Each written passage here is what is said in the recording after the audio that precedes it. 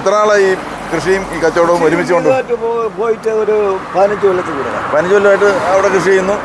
ഇവിടെ വെച്ചാണ് വിൽക്കും. ആദ്യം മാർക്കറ്റ് കൊടുക്കുന്നത് അത് നമ്മളെ എടുത്തിട്ട് അവര് നമുക്ക് കുറഞ്ഞ പൈസ 10 രൂപയ്ക്ക് വാങ്ങിച്ചിട്ട് അവർ 40 രൂപയ്ക്ക് വിൽക്കും. അവർ വിൽക്കും. അതായത് ആ കളി ഇനി നടക്കത്തില്ല. നമ്മളങ്ങ് തീരുമാനിച്ചു. എൻ്റെ 1 കിലോ പയറ് 70 രൂപയ്ക്ക് എടുത്തായിരുന്നു കാട്ടാക്കട. അന്ന് കൊണ്ടുവന്ന് ഞാൻ 7.5 കിലോ വരെ തൂക്കി കൊടുക്കും. 7.5 കാണും, 10 കാണും. സാധാ 1 കിലോയ്ക്ക് 70 രൂപ തരുമായിരുന്നു. അത് എൻ്റെ മുമ്പേ വെച്ച് 7 പയറെടുത്ത് കെട്ടിയിട്ട് 20 രൂപയ്ക്ക് കൊടുക്കും. 100 ഗ്രാം കാണോ 7 പയർ? 100 ഗ്രാം എത്ര? എൻ്റെ മുമ്പേ വെച്ച് 7 പയർ. 7 പയറെന്ന് പറയുമ്പോൾ ഒരു 100 ഗ്രാം ഉണ്ടോ? 100 ഗ്രാം. എൻ്റെ നിന്ന് 1/2 കിലോ തൂക്കിയപ്പോൾ 30 പയറുണ്ടായിരുന്നു.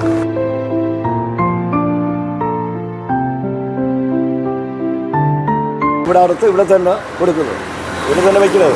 ഇപ്പോൾ പടവളങ്ങ ഉണ്ടായിരുന്നു, വെള്ളരി ഉണ്ടായിരുന്നു, സലാഡ് ഉണ്ടായിരുന്നു. ചിലവായി പോയി. തീർന്നു. ഈ പയറും ഈ വെള്ളരിയും വീടിന്റെ ബാക്കിൽ ഇതിന്റെ ബാക്കിലാണ്. അവിടെ ഒരു എല്ലാം കൂടി 2.5 ഏക്കറുണ്ട്. അതിനകത്ത് മൊത്തം നമ്മൾ അത് ഒരു 40-48 സെന്റ് സ്വന്തം. ബാക്കി 50 സെന്റ് വെച്ച് 4 വയല് പാട്ടത്തിനടുത്ത് അവിടെ നമ്മൾ കൃഷി കൃഷി എല്ലാ ദിവസവും ഇന്നുകൊണ്ട് കെട്ടിയില്ല. മരിച്ചിരിയുണ്ട്, വാഴയുണ്ട്, സലാഡ് വെള്ളരിയുണ്ട്, സാധാ വെള്ളരിയുണ്ട്, പയറുണ്ട്, പടവളങ്ങ ഉണ്ട്. ഇപ്പൊ അത് തീർന്നു. അറുത്ത് തീർന്നു. നാളെ അടക്കും. ഇതിനിടയ്ക്ക് ഒരു കാര്യം പറയട്ടെ. ഞാൻ ഈ കാട്ടാക്കടയിൽ നെയ്യാറ്റിൻകര റൂട്ടിലോട്ട് പോകുന്ന വഴിക്ക് ഞാനിവിടെ ചേട്ടൻ നമ്മുടെ സ്ഥലത്തിൻ്റെ മണ്ണടിക്കോണത്ത് വന്നപ്പോൾ ഒരു ചേട്ടൻ ഇങ്ങനെ കുറച്ച് പച്ചക്കറി, നാടൻ പച്ചക്കറി അല്ലേ ഇവിടെ ഇങ്ങനെ ഈ കസേരയിൽ ഇങ്ങനെ ഇരിക്കുന്നു.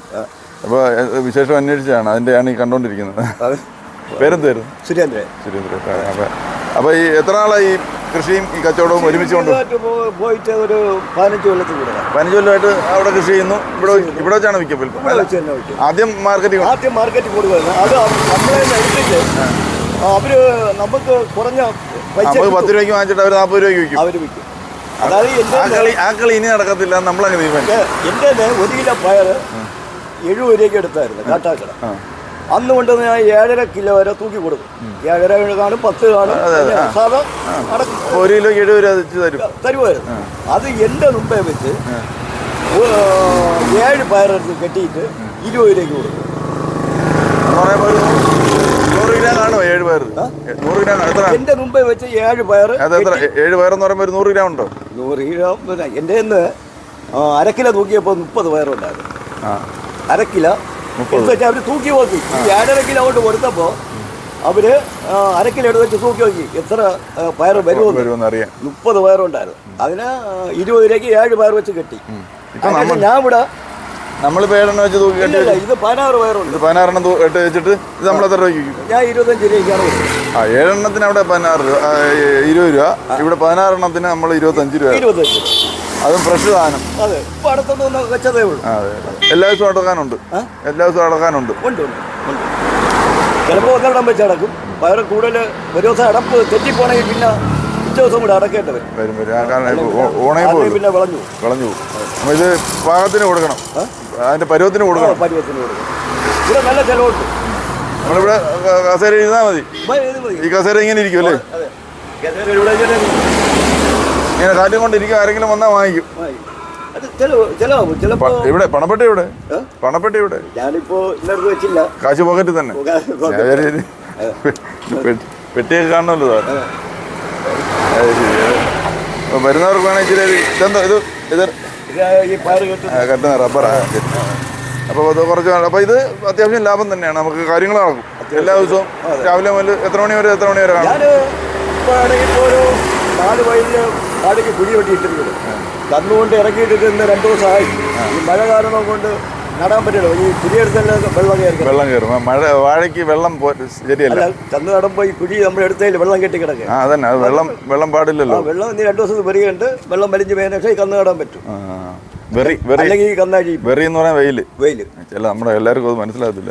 വെറി ഉണ്ടെങ്കിൽ ഈ കന്നഴി പോവും. അങ്ങനെ അപ്പോൾ അങ്ങനെ ഒരു ക്യാപിറ്റേറ്റ് കമ്പനിയിലായിരുന്നു വർക്ക്. പൂജപ്പുര 10-35 കൊല്ലം അവിടെ വർക്ക് ചെയ്തുകൊണ്ടിരുന്നത്. പണിയെടുത്ത് കോട്ടറ്റ് വർക്കായിരുന്നു. കെട്ടിടത്തില്ല. ഇപ്പൊ അത് ചെയ്യുന്നില്ല. ഇപ്പൊ അതൊക്കെ പിന്നെ വിറ്റിട്ട് കൃഷിയിലോട്ട് കൃഷി മണ്ണിൽ പണിയെടുത്ത് ജീവിക്കാമെന്ന് തീരുമാനിച്ചു. അത് അതുകൊണ്ടുള്ള ഗുണമുണ്ട്, ഐശ്വര്യമുണ്ട്. ഗുണമുണ്ട്. നമുക്ക് തന്നെ സ്വന്തമായിട്ട് സലാഡ് കുക്കുംബർ ഇല്ല, വെള്ള സലാഡ് വെള്ളരി ഇല്ല, ഇവിടെ പറിച്ചാലും ഇല്ല. അടത്തോണ്ട് വന്നത് തീർന്നു. ഇനി അടക്കാൻ വല്ലതും കാണോ? ഇത് അടക്കാൻ 5-6 ഉണ്ട്, പക്ഷെ അവിടെ അത് പരിവായില്ല. അതുകൊണ്ട് ഞാൻ വീട്ടിൽ പോകുന്നു. ഇനി അത് പോയി അല്ലെങ്കിൽ തന്നെ പോയി തിരിച്ച് വരുമ്പോഴത്തേക്ക് ഇവിടെ കച്ചവടം മുടങ്ങും. അത് വേണ്ട. അപ്പോൾ നമുക്ക് എന്തായാലും ഞാനിങ്ങനെ പോകുന്ന വഴിക്ക് ചേട്ടനിങ്ങനെ കസേരയൊക്കെ ഇട്ട് സാധനമൊക്കെ ഇരിക്കുന്ന കണ്ടപ്പോഴത്തേക്ക് 1-2 വാക്ക് സംസാരിച്ചിട്ട് പോകാം. ഇവിടെ പയറൊക്കെ എത്ര പയറോട്ടായാലും ഇവിടെ പയറാളുകൾ 4 മണിക്ക് മുമ്പേ തന്നെ എല്ലാം തീരും. പയറ് ആളുകളുടെ പയറിലേക്ക് പോകുന്നതിന് കുഴപ്പമില്ല. പച്ച സാധനമാകുമ്പോൾ വരുമെന്ന് വാങ്ങിക്കും. ഈ നമ്മൾ കടകളിൽ പോയി ഇങ്ങനെ കിട്ടൂല. ഇത് വെള്ളരിയല്ലേ? അതെ, നമ്മൾ ഇത്രയും പച്ച സാധനം നമ്മൾ കടയിൽ പോയാൽ കിട്ടില്ല. എവിടെ ഇത് ഫ്രഷ് അല്ലേ?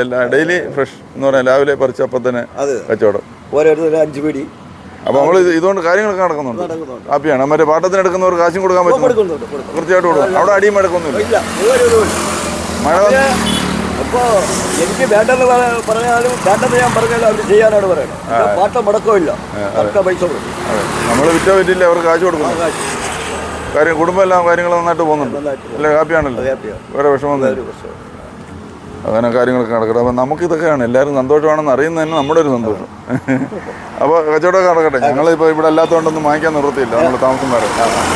അപ്പോൾ ഇതുപോലുള്ള ആളുകളെ കണ്ടു വേണം നമ്മളുടെ ജീവിതം യാത്ര മുന്നോട്ട് പോകാനായിട്ട്. എൻ്റെ ഒരുപാട് പേര് കാർ പോകുന്നവരൊക്കെ വന്ന് വിത്തൊക്കെ ചോദിക്കും, എൻ്റെ ഉണ്ടെങ്കിൽ ഞാൻ കൊടുക്കും. അതൊക്കെ വേണം, ആരെങ്കിലുമൊക്കെ സഹായിക്കാൻ കൂടെ വേണം. എല്ലാം ലാഭം മാത്രമല്ല, ആരെങ്കിലുമൊക്കെ കൃഷി ചെയ്യട്ടെ. ഓക്കെ, വേറെ ഒന്നും പറയാനില്ലല്ലോ? ശരി, സന്തോഷം. വേറെ ഒന്നും പറയാനില്ല. നമുക്ക് അടുത്ത സ്ഥലത്തേക്ക് പോകാം.